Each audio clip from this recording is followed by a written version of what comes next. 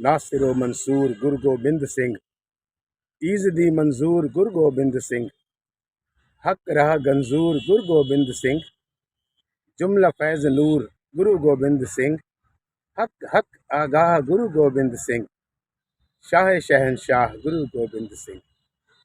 प्यारे देशवासियों, गुरु की प्यारी साथ संगत, आज 18 नवंबर, आज के दिन सन 1708 साहिब श्री गुरु गोबिंद सिंह जी महाराज ब्रह्मलीन हुए, ज्योति विलीन हुए, वफात फरमा गए। आइए इस मुकद्दस मौके पर गुरु गोबिंद सिंह जी की जो दुनियावी ज़िंदगी थी, उनके कुछ नुक्तों पर आइए बातचीत करें। सन 1666 बिहार प्रांत की राजधानी पटना साहिब में गुरु गोबिंद सिंह जी का अवतार हुआ, उनकी विलादत हुई, उनका प्रकाश हुआ। लगभग 6 साढ़े 6 साल गुरु गोबिंद सिंह जी पटना साहिब रहे। उसके बाद अपने निजी घर आनंदपुर साहिब पंजाब में आ गए। छोटी उम्र में उनकी शिक्षा और दीक्षा, उनकी तालीम और तरबियत हिंदी, संस्कृत और ब्रज भाषा उनको पंडित कृपाराम जी सिखाते थे। अरबी और फारसी मौलवी मीर मोहम्मद साहब उनको सिखाते थे, और पंजाबी गुरमुखी जो है वो मुंशी साहिब चंद जी उनको सिखाते थे। छोटी उम्र में ही उन्होंने कई तरह के अस्त्र और शस्त्र चलाने का अभ्यास किया। तलवारबाजी और तीरंदाजी में तो महारत हासिल की। 9 साल की उम्र हुई तो पिता गुरु तेग बहादुर पातशाह सन 1675 में दिल्ली में शहीद कर दिए गए। 1687 में गुरु गोबिंद सिंह जी ने पहली जंग लड़ी हिमाचल प्रदेश की पहाड़ियों में। जगह का नाम यहाँ पर गुरुद्वारा सुशोभित है, पाउंटा साहिब। बहुत बड़ी जंग थी। पहाड़ी 22 रियासतों के राजाओं ने सरहिंद की शाही फौज को साथ मिलाया, दिल्ली की शाही लश्कर को साथ मिलाया और गुरु गोबिंद सिंह जी के साथ मैदान जंग में रूबरू हुए। गुरु गोबिंद सिंह जी को इस युद्ध में बहुत बड़ी विजय प्राप्त हुई, बहुत बड़ी फतेह हासिल हुई। 1699 में गुरु गोबिंद सिंह जी पातशाह ने खालसा पंथ सजाया। 1704 में गुरु गोबिंद सिंह जी के 4 बेटे, 2 बड़े बाबा अजीत सिंह जी और बाबा जुझार सिंह जी, जिनकी उम्र 17 और 14 साल थी, उन्होंने मैदान जंग में शहादत हासिल करी। और 2 छोटे साहबजादे बाबा जोरावर सिंह जी और बाबा फतेह सिंह जी, जिनकी उम्र 6 और 8 साल थी, जिनको सरहिंद में दीवारों में चिनवाकर शहीद करने की कोशिश की गई। उसके बाद उन्हें ज़िबह करके शहीद कर दिया गया।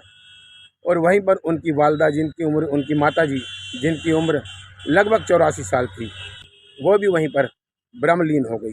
ज़िंदगी की 14वीं और आखिरी जंग, मुक्तसर की जंग गुरु गोबिंद सिंह जी ने लड़ी, और उसके बाद 9 महीने और 9 दिन लगभग गुरु साहब तलवंडी साहब दमदमा साहब चले गए। वहीं पर उन्होंने गुरु ग्रंथ साहब जी की वाणी में गुरु तेग बहादुर पातशाह जी के 116 शब्द और श्लोक अर्थात 116 रचनाएं अंकित करा के गुरु ग्रंथ साहब जी महाराज को संपूर्णता बख्शी। और प्यारे देशवासियों, फिर वहाँ से वो नांदेड़ हजूर साहब महाराष्ट्र चले गए। इत्तेफाक से उस वक्त के मुग़ल बादशाह बहादुर शाह जफ़र, मैं अर्ज़ करूँगी, औरंगज़ेब के 4 बेटे मुअज़्ज़म, आज़म, काम बख्त और अकबर। अकबर ने अपने पिताजी के साथ औरंगज़ेब के साथ बगावत करी और ईरान चले गए। ईरान में उनकी मौत हो गई। इधर 3 भाई 1707 में औरंगज़ेब की मौत के बाद आपस में शाही तख्त के लिए इनके घमासान हुआ। इनमें खूब जंग हुई, जिसमें आज़म और काम बख्त मारे गए। मुअज़्ज़म जो है हिंदुस्तान के तख्त पर फाइज हुए।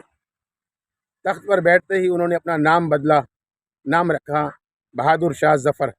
एक बहादुर शाह जफ़र जो आखिरी मुग़ल हुकूमत के बादशाह हुए हैं, लेकिन ये पहले बादशाह थे जिन्होंने सन 1707 से 1712 तक हिंदुस्तान में हुकूमत करी। जब गुरु साहब महाराष्ट्र नांदेड़ पहुँचे तो सूबा सरहंद वज़ीर खां के द्वारा भेजे गए 2 फौजी जो रूप बदलकर सिख संगत के भेष में साथ गए, जिनका नाम गुल खां और अतौला खां था। कहीं कहीं पर गुल खां और जमशेद खां लिखा है। उन्होंने मौका लगते ही, जब गुरु पातशाह विश्राम कर रहे थे, रात को सो रहे थे, तो उन्होंने खंजर से गुरु पातशाह के सीने और पेट पर वार कर दिया, जिससे कि दिल, जिगर और अंतड़ियाँ तक चीर दी। उस वक्त इत्तेफाक से बहादुर शाह जफ़र जो थे वो भी उसी क्षेत्र में थे। उन्हें जब पता लगा तो उन्होंने कार्ल उसी नाम के अंग्रेज़ सर्जन को गुरु गोबिंद सिंह जी की स्टिचिंग के लिए भेजा। स्टिचिंग हुई, 12 दिन बाद तकरीबन टाँके खुले, ज़ख्म थोड़ा कमज़ोर था, लेकिन इत्तेफाक से कि एक बहुत शानदार कमान पर तीर चढ़ाते हुए जब ताकत लगी तो गुरु गोबिंद सिंह जी के वो सारा ज़ख्म एक बार फिर से फट गया।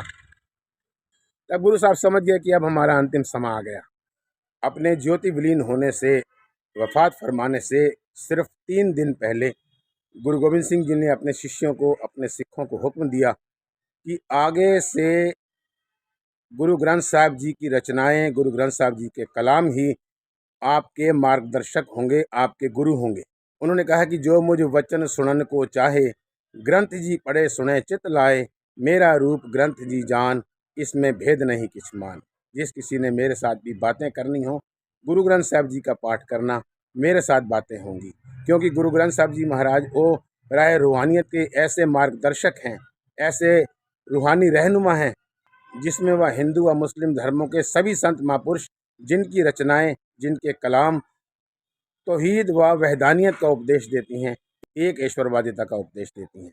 उनके इन विचारों को महाकवि प्रहलाद सिंह जी ने बहुत ही सुंदर काव्य रूप दिया कि आज्ञा भई अकाल की, तबे चलायो पंथ, सब सिखन को हुक्म है, गुरु मान्यो ग्रंथ।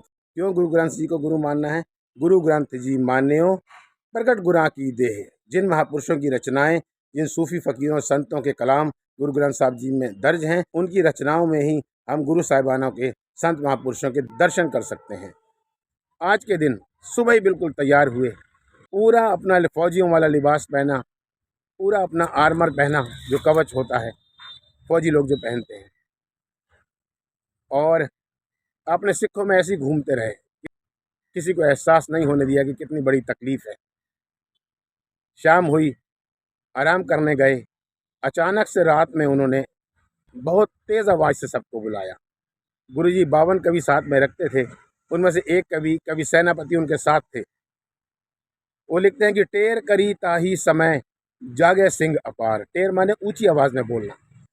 गुरु गोबिंद सिंह जी महाराज खूब ऊंची आवाज़ में उन्होंने बुलाया सबको कि आओ मेरे पास। टेर करी ताही समय, जागे सिंह अपार। सारे कुछ सोए थे, कुछ पहरे पर थे, सारे उनके शिष्य उनके पास आ गए। उनकी जो चारपाई थी या जो उनका बिस्तर था, उसके सारे चारों तरफ घेर के गुरुजी को खड़े हो गए। जी गुरुजी ने एकदम अचानक से क्यों बुलाया? गुरुजी ने लेटे लेटे किसी को कुछ नहीं कहा, क्योंकि अपने इन्हीं सिंहों के लिए, इन्हीं शिष्यों के लिए गुरुजी ने कहा था कि इन पुत्रन के शीश पर वार दिए सुत चार, चार मुए तो क्या हुआ, जीवत कई हजार। गुरुजी ने बहुत ही प्यार भरी नज़र से अपने इन सारे शिष्यों को देखा, जैसे एक किसान अपनी पकी हुई फसल को देखता है, निहारता है, मुस्कुराता है। और कुछ कहा नहीं गुरुजी ने, सिर्फ मुस्कुराए। और जो सिख पंथ की फतेह है, उन्होंने सबको फतेह बुलाई। वाहिगुरु जी का खालसा, वाहिगुरु जी की फतेह। ज्यों जल में जल आए खटाना, जिस तरह जल में जल समा गया, त्यों ज्योति संग ज्योत समाना। दीपक की लो में समा गई, इसी तरह वो आत्मा गुरु जी की परमात्मा में समा गई। ज्यों जल में जल आए खटाना, त्यों ज्योति संग ज्योत समाना। मिट गए गवन पाए विश्राम, नानक प्रत्ये सतकुर्बान। आज गुरु गोबिंद सिंह जी का यौम वफ़ात है, ज्योति विलीन होने का दिवस है, ज्योति जो समाने का दिवस है, ब्रह्मलीन होने का दिवस है।